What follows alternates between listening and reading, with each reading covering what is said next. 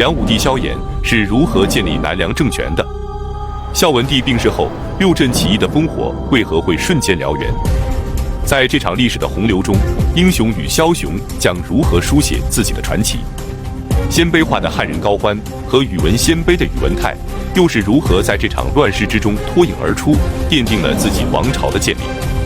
本期视频，我们就一起走进南梁政权建立及北魏分裂。498年，南齐的第6任皇帝萧宝卷即位。萧宝卷自幼就有口吃，性格比较内向，不喜欢与大臣们接触，常常出宫闲逛，而且出行的途中，如果遇到生人，便格杀勿论，当地的官员只能提前通知百姓离开。500年，尚书令萧绎被人诬告谋反，萧宝卷便下令将其杀害。萧绎的弟弟萧衍得知后，立即扶植萧宝卷的弟弟萧宝荣，在江陵称帝，然后联合其他反对萧宝卷的力量，共同讨伐昏君。萧衍的军队势如破竹，很快大军就到达了建康，而此时萧宝卷却和侍从们在华光殿前演练军阵，用以取乐，将城外的兵马全然不放在心上。听到外面的战鼓声后，他竟然跑到城楼上去看热闹，差点被刘建射中。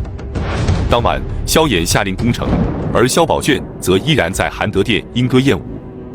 守将王真国打开城门，迎接萧衍的大军入城。萧宝卷听到声音后，连忙从北门溜走，结果却被宦官张齐砍下了头颅。随后，萧宝荣正式称帝，萧衍被任命为大司马，都督中外诸军事。502年正月，萧衍被任命为相国，封为梁王。3月，萧宝荣被迫禅位给梁王萧衍，南朝齐灭亡，南朝梁建立。萧衍虽然也姓萧，但与南朝齐的建立者萧道成并非直系血亲，萧衍的父亲萧顺之是萧道成的族弟。再来看北朝，499年，孝文帝拓跋宏在南征途中病逝，太子元恪继位。元恪在位期间，攻取了南梁的益州以及汉中等地，并且北击柔然，国力盛极一时。515年，元恪在洛阳病逝，时年33岁。年仅6岁的太子元许即位，生母胡冲华临朝听政。胡太后执政期间，重用贤臣元义，继续扩大北魏的疆域，使北魏的国力达到顶峰。520年，权臣元义勾结宦官刘腾诬陷元义篡位，11岁的小皇帝便听信了他们的谗言，处死了辅政大臣元义，并将母亲胡太后也幽禁在北宫的宣光殿，朝政便由元义和刘腾掌控。元义掌权后，生杀夺刃皆由心情而定，宦官刘腾更是大肆收受贿赂，剥削六镇，导致六镇起义爆发。六镇的将士大多是拓跋部的贵族子弟，北魏迁都洛阳后，六镇将士的地位便逐渐开始下降。523年，北方遭遇了极端气候，导致粮草不足，而元义和刘腾却继续剥削六镇，于是六镇起义爆发，关陇和河北等地也纷纷响应。北魏的大地上烽烟四起。525年，柔玄镇的杜洛州在上古起兵，高欢便加入了义军。高欢是鲜卑化的汉人，出生于怀朔镇，由于容貌俊美，迎娶了鲜卑族的姑娘娄昭君，而且还给她陪嫁了一匹战马。从此，他便在边镇的队伍中当上了队长。4年，先于修理在定州的左仁成，即今天河北省唐县西北起义。结果被汇入义军的北魏宗室袁弘业给杀害了。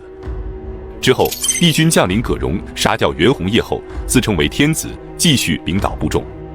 528年，葛荣领导的义军在阳平，即今天山东省莘县东北，打败了杜洛州领导的义军，并且吞并其部众。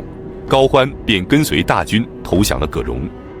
再来看北魏朝廷，宦官刘腾去世后，胡太后身边的防卫逐渐开始松懈，胡太后便给儿子元许传话说：“我们母子隔绝，我活着还有什么意思？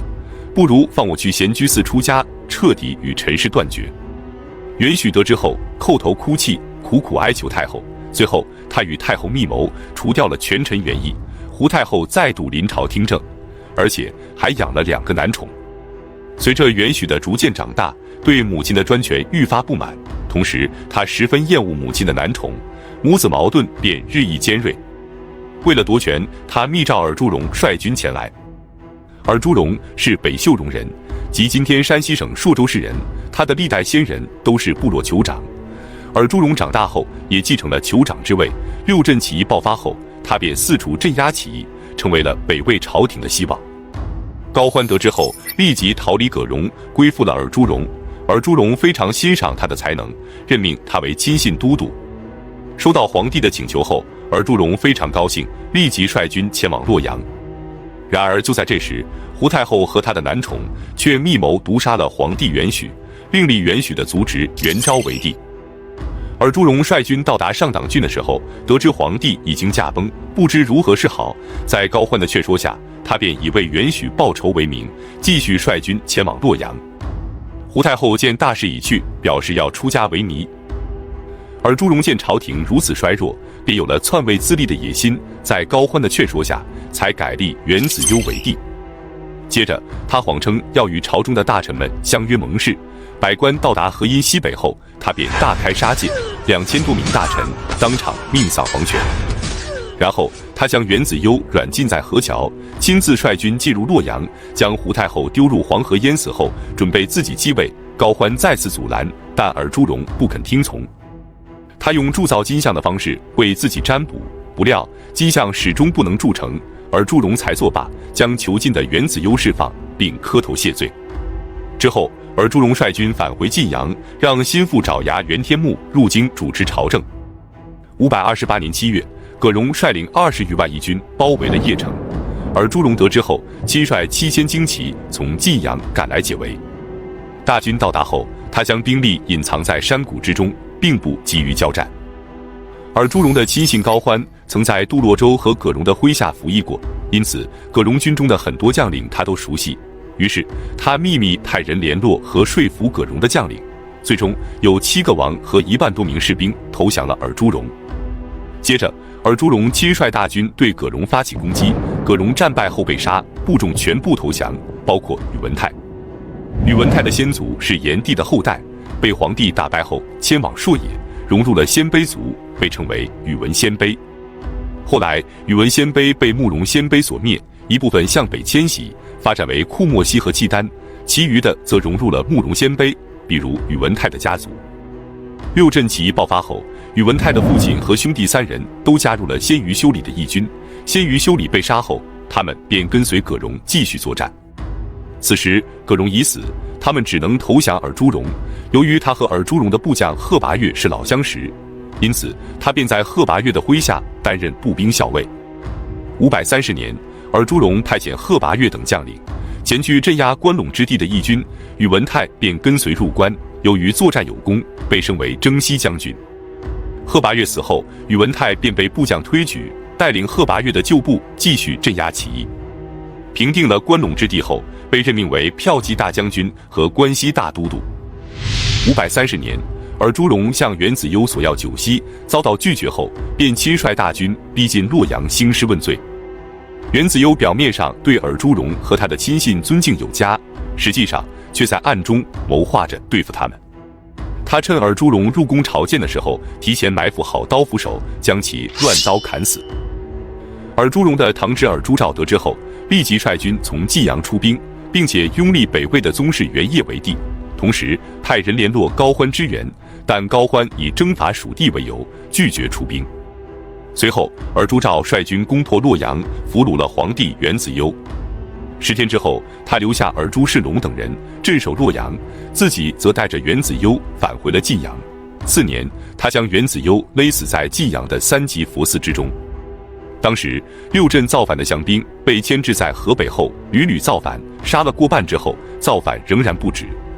而朱兆非常的苦恼，于是他便让高欢统领六镇的降兵，高欢非常高兴。不久之后，他便以滨州的霜旱灾祸导致军粮不济为由，请求移师冀州，彻底摆脱了尔朱兆的控制。531年，高欢与尔朱氏正式决裂。他拥立北魏的宗室元朗为帝后，在信都起兵，然后率军攻占了邺城。而朱兆得知后，立即率军前来攻打。高欢让封龙之留守邺城，他亲自率军屯兵于此末。此时高欢的战马不满2000，将士不过3万，而尔朱兆的大军则有20万之众。敌众我寡之下，高欢在韩陵附近摆成圆阵，然后将牛和驴连起来，堵住了自己大军的退路，以必死之心对抗敌军。最后，尔朱兆的大军惨败，将士们四散奔逃。胡思春等人则抢先一步回到洛阳，杀光了留守洛阳的尔朱氏党羽，另立元修为帝。高欢被封为大丞相，而且元修还迎娶了高欢的长女为皇后。可是，随着高欢的权势越来越大，胡思春便劝说元修除掉高欢，同时他秘密派人联系镇守关中的宇文泰，准备对高欢左右夹击。534年，元修调集大军，准备攻伐驻守晋阳的高欢，并且密诏他，谎称要攻打关中的宇文泰。可高欢早就知道了他的阴谋，回复元修说，准备率领22万大军支援朝廷。元修见高欢已有防备，没有必要继续隐瞒，于是正式下令攻伐高欢，同时任命宇文泰为关西大行台，并且将公主赐给他为妻。同年7月，元修新率10万大军屯兵于河桥，以抵抗高欢。然而两军还未开战，元修属下的很多将领便暗中投降了高欢，高欢便顺利地渡过黄河，向元修的大军发起攻击。元修得知后大惊，连忙带领宗室亲王和5000精兵逃往了关中。到达东阳驿的时候，遇到了迎驾的宇文泰。随后，高欢进入洛阳，另立年仅11岁的袁善见为帝，并且迁都邺城，这便是历史上的东魏政权。元修逃往关中后，以长安为都城，任命宇文泰为大将军兼尚书令，但是所有政令都出自宇文泰，这让元修非常的不满，于是两人便产生了嫌隙。同年12月，宇文泰毒杀了元修，另立元宝炬为帝，西魏政权建立。但是东魏和西魏并没有维持太久。547年，高欢病逝，由长子高澄掌控朝政。2年之后，高澄被除奴赐死，朝政由高欢的次子高阳掌控。550年，高阳接受了东魏皇帝袁善见的禅让，北齐政权建立。宇文泰得知后，也准备取代西魏朝廷自立，不料却在北巡的途中病死。临死之前，他的世子宇文觉只有15岁，于是他让侄子宇文护辅政，宇文觉被封为周公。557年，宇文护逼迫拓跋廓禅位，宇文觉自称天王，国号周，史称北周。本期视频就到这里，感谢观看，下期再见。